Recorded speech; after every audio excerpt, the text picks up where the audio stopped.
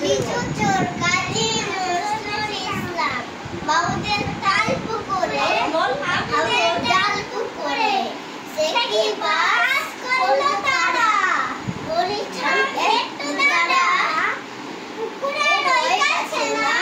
লিচুরে গাছ আছে না ও বাবা রাত করে কোথায় আসতে গিয়ে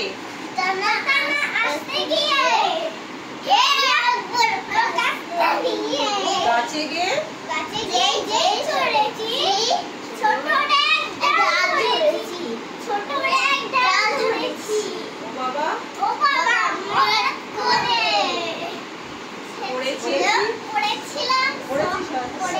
সরাসরি সে ছিল গাছের আলে সে ছিল গাছের আলে সে ছিল গাছের আলে বলবি তো?